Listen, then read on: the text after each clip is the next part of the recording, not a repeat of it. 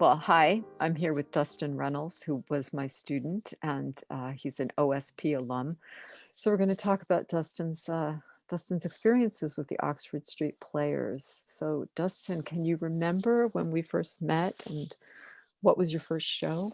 Yes, so I had gone to the Art Institute of Boston, now Luke had, and I was really excited because theater was such a large part of my high school experience, and I considered going to school for something in theater, either on stage or behind the scenes. And I decided that a general fine arts degree would get me so far in my life, right? And so I chose that instead. But I was so happy to see that there was an amazing theater program that was connected with Leslie, who had purchased my school, and that was during the time when all of that was coming full force, right? Like we had just fully merged for the first time, sort of, and so it was nice to be on that cusp of all of the exciting new things that were to come.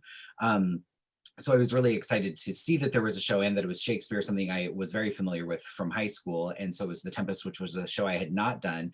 And it just seemed like an amazing experience to be able to be a part of that. And then also to be able to have the class that was attached to it, the stage. I forget the title of that. Play production Shakespeare. Exactly, play production Shakespeare class, and we learned like absolutely so much. So it was everything I needed, because it was a nice respite from the daily classes and everything. It was something very special to get to come to 2 or 3, 4 times a week, and all of the extra things that were put into it were things I really hadn't really had before. We had like movement directing, and we had breathing exercises and all that kind of stuff, and it was a fascinating introduction to the program and to all of the amazing people there. And what shows, let's see if we can remember, what shows were you in? Okay, so the first show was The Tempest, which was Right. fantastic. So I came in 2000, so that would have been the spring of the next year, so 2001. Then I that would have gone into Faustus next. So I played Mephistopheles in Dr. Faustus, which was amazing against And Cupid. you had little horns. I I remember you said to yes, me, I'm wearing these horns on stage. yes, it's true. There were little horns. I wonder if that nice lady who worked at Spooky World, who made our noses for the Tempest, that did That's not go right. so well. I wonder if she made the horns too, or if someone else did. But I did like the horns, and I got to wear a nice fake tan, so I felt nice and like I had been kissed by the flames of hell. Flames of Hell. That was that was a spooky show to do. That was I have to say I was frightened, and I remember I got the Orthodox priest from Central Square at St. Mary's because he had done theater, and he was our spiritual advisor. Because in my background, they look at the devil a little differently than the Catholics and the Protestants. But when we had to call the devil up and create that circle on stage, and we did it with black light, what was it, Yeah. black light paint? And Yeah. then what was her name? Rachel. I mean, she was Yes. that when she ever walked on stage in that like angel costume with the greaves and the armor and her long white hair and her cracked face. Oh, That was amazing. That yeah, actually had really amazing. The Tempest and that show both had amazing makeup artistry in that yeah, show. Yes, that was that was fascinating. I sent you some pictures, and if you yes. notice, half of them are overexposed during the seance scenes, and I don't think it's because of the black light. I've always thought that they were charmed photos, and Oh yeah.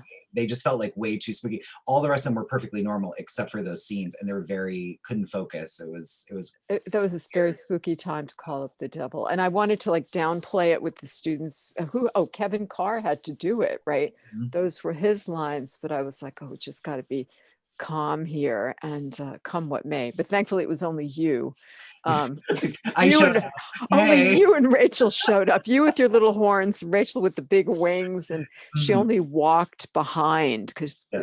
Lucifer doesn't talk, if I Mhm. remember I correctly. don't think she did. No, no. No, it's Beelzebub does all the talking in that play. Yes, Beelzebub had a lot to say, and I had a lot of sensual scenes with Kevin, which was Yeah, probably a first for him.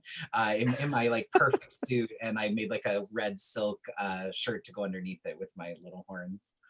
it's funny. So, okay, so you did that one, Mhm. and then I believe the next one was in 2003. Yep. It was Henry the Sixth, Part One, and you were our costume designer. You came to me and said, "Let me do this." I did, yes. I'd done all the costumes in high school basically, and I said, you know, I can do a little bit of this, a little bit of that. But we had great costume people during that entire time for the first few years, and I couldn't really make bodysuits like Ariel was wearing in The Tempest, right? And so it finally got to a point where I said, let's do this.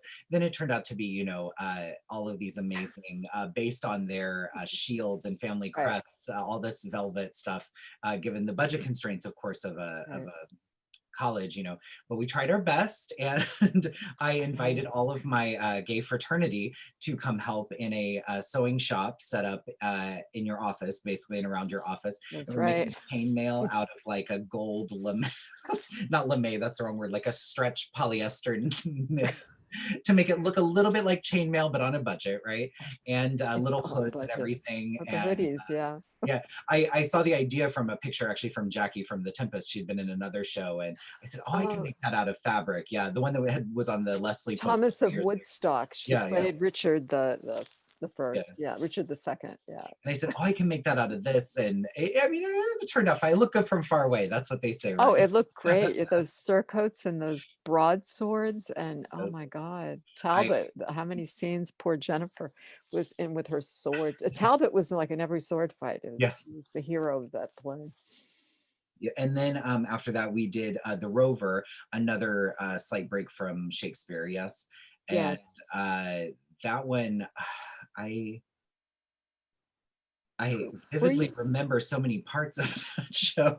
I were don't you remember in that much. show? Because I was in it. I was on Marwa E stage. did the costumes. Yeah, I was on stage.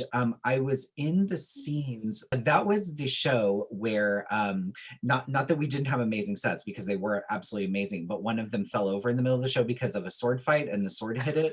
I Yes. remember vividly being on stage while that happened, and we were all Right. just, well, that happens in theaters sometimes, and we pick it up and go to blackout, right? Oh, Oh, it's Aphra Ben. It's not even yeah, yeah, yeah, Shakespeare. So you were in the two non-Shakespeare. You were in Faustus, which was yeah. Christopher Marlowe. And Mhm, then Aphra Ben was like the yeah. first woman playwright to make money in the 17th century. And she had been a spy and she might have been Charles II's mistress. But that was the play with Carolyn Caroline. Golden. She played Yeah. the Rover. Yes. She looked like Johnny Depp by the time Yeah. Marlowe was done with her with the makeup and the costume. I And then connected with there her was years later, and it was like an amazing coincidence because we didn't know we knew each other through this other thing that wasn't Shakespeare at Leslie, right?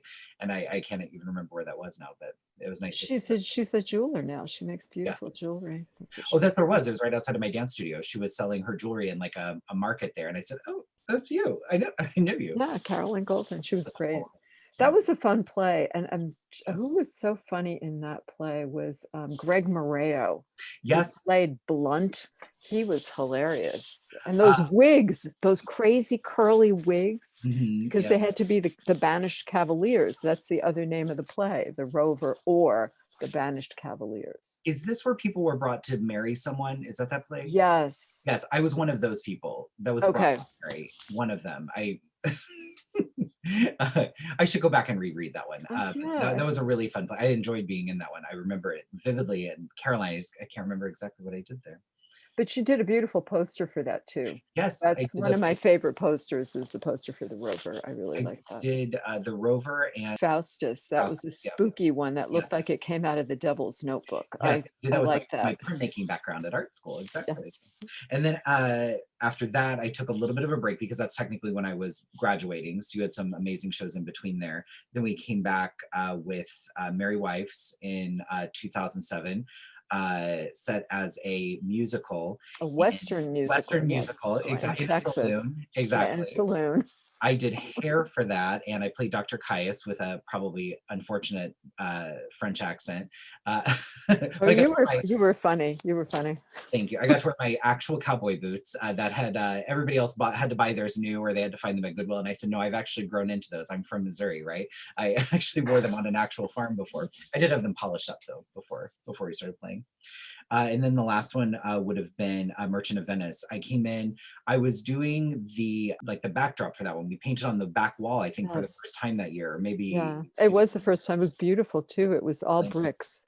And then I told you, as long as someone paints it while I'm not looking, when they had to paint it back to black, I said, it's okay. I don't mind it going away, but just Yeah. don't let me look at it because it took forever to do that one. But that was like a really fascinating, there was like a definite change there. I don't know if it was different things, going on in your world or the world of Leslie, or just having all new students come in, basically. Yeah. It was a nice change. It was like a breath of fresh air. And that was after, Leslie was officially co-ed as Leslie Right. itself, not just through the art school. So there were, a lot more men auditioning, which was Oh interesting. yeah, those were that we had Ben Bocco in that Mhm. play, and then And we had Daryl. Gerald Yep. Hastings in that play, Mhm. and they were freshmen. And Ben has, I don't know if you're in touch with him, but Mhm. Ben was, he just filmed an episode for City on the Hill. Yeah. I mean, he's really, he and Greg Moreo, and Yeah. you've done it the other route, which you'll talk about, but Yep. Greg Moreo, did the stage Absolutely. route, and Ben is like on his way to film. He's Yeah. great. He does a lot of film stuff. They're all great. Speaking of Greg, he got me my job, which we can talk about later, working at the Speakeasy Theater.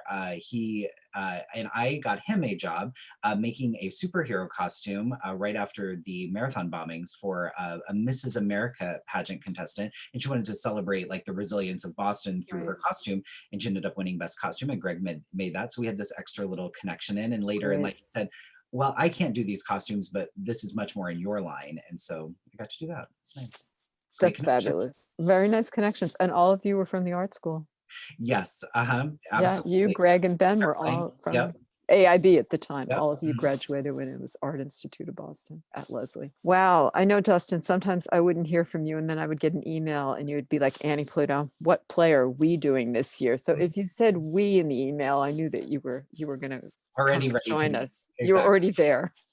Yep. Which was great. Yeah, I remember you were the Doge of Venice, and we had a Doge hat for you. You were standing on that bridge. That was your thing. You gave all your speeches from the top of the Very bridge. Evita from the top of the The bridge. bridge. Exactly. I sort of had to slink down because my hat was so tall and the bridge was up so high that it was behind all of the curtains. You could only see like this much of the hat. So I had to make sure you could see it. So I had to shrink down a little bit. Oh But yeah. yeah, because it's such a great hat, like that Doge hat. Like, Oh yeah, it was yeah, massive.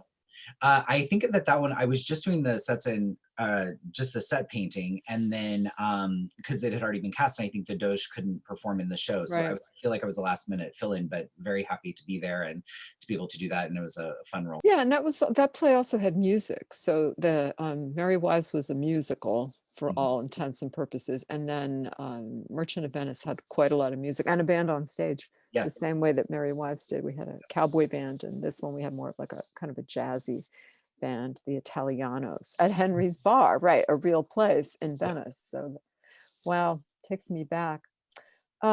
Next question. So, like, you acted, you did scenery, right? You painted sets. I know you helped with props. You certainly did your lion's share of. How many surcoats did you make for that play? I mean, there were like Uh, armies upon armies that would show yeah. up in that play. And people had to split roles, and there were multiple people, and you had lots of large Right. casting. I mean, there were probably at least 40, 40, yeah. and they kind of kept their own armor, but would switch sides and all that kind of stuff. Backstage. So with all that and your art school background, like how did like OSP play into, where you are now as an artist designer?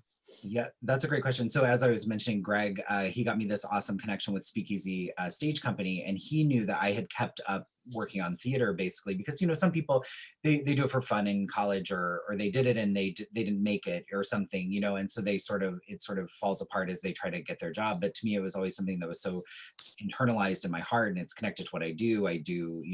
I'm a teacher now, which Right, I I learned know. many teaching skills from Annie Pluto, right? But mostly when never to lose my temper. I only heard you yell once, and you said, if you ever hear me yell, you'll remember it, and I did. And it wasn't me, thankfully. So that's amazing. But it was always how to keep your cool in the wildest situations happen in college when people are brought Right. together that don't know each other. But that was definitely a life skill I certainly learned, was just how to keep cool. You have an air of calmness and cool about you. That's Mhm. a very positive thing. So I definitely picked that up and use that in my everyday teaching.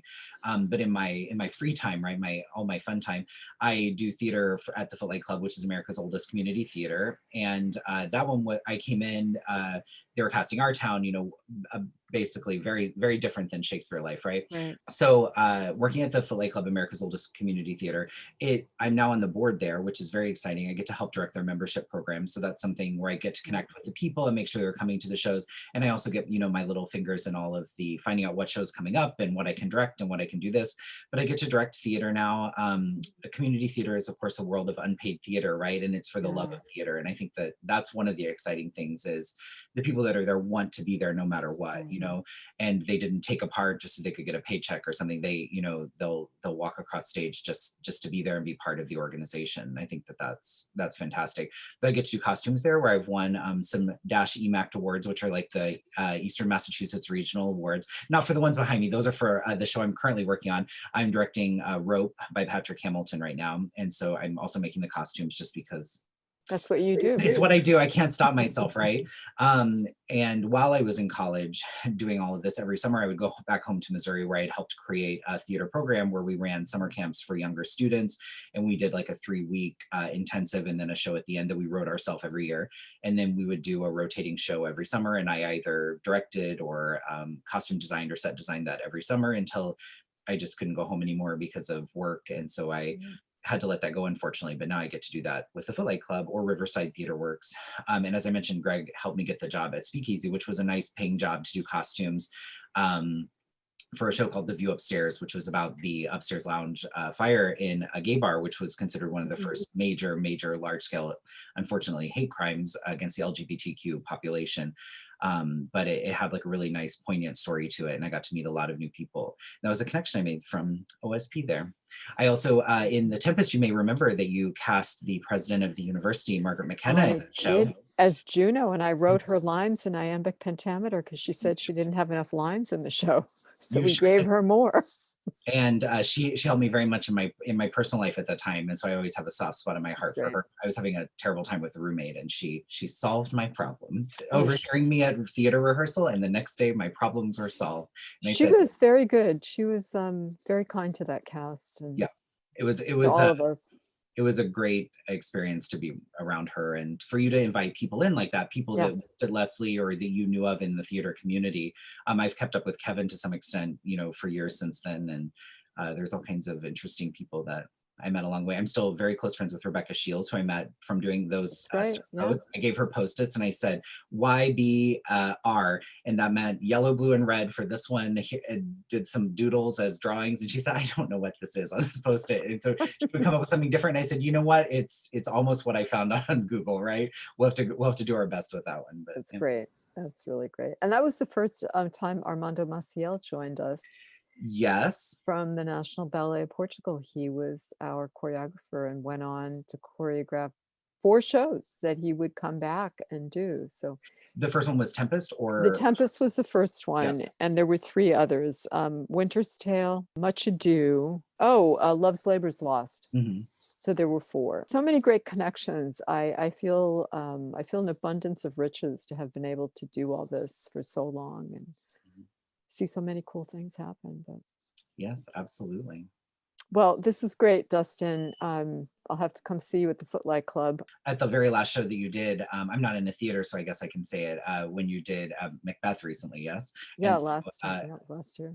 Yeah, last show. No, 2 years ago. Exactly. Yeah, I got to see Allison, which is the first time I had seen her since we were in the Tempest together, and I just so vividly. I have 2 short stories if there's still time, but I vividly remember that she was waiting to get this beautiful pixie haircut, and she got like a reverse bob, like a very Carol Burnett, like really short in the front, really long in the back. The day of the show, and she was just I don't mean to throw her under the bus, but I so vividly remember that, and how like you were basically like, well, she's a quirky pixie person, like you have to live with it. That's what I said, quirky pixie. Something like that. You said just go with it, and this is who she is now. And she said, all right, Annie, I take your advice, and there we go.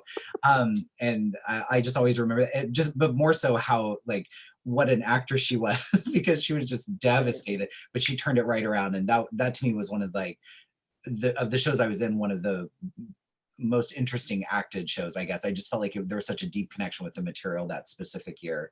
And my second story involves Terry, and I tell this every time I see Terry, but must have been for Merry Wives, and there were banners on the side, and he brought them to whoever the stage manager was for that show, and he said, now tell Dustin I need him to, because he knows how to use a sewing machine in his lovely Southern accent, I need him to put a ham on these. And so the stage manager came and said, could you put a ham on this fabric? And I said, like what kind of a ham, like on a bone, like who wants like a felt ham on it? Okay, well, it's, you know, they eat during it, it's a saloon, right? Like put a ham on it, right? So I like cut out a felt ham and I pin it on, and like on this Oh banner. my God, I And didn't know this. Yeah, and I took it to Terry and I was like, is this like the kind of ham, the kind of look? He goes, oh no, honey, oh no, I meant put a ham on it. And he like said it in no different tone, just put a ham on it, like on the bottom, ham up the bottom. And I was like, oh, hem up, Yeah. like put a stitch on it. And he was just like, but the ham looks real nice.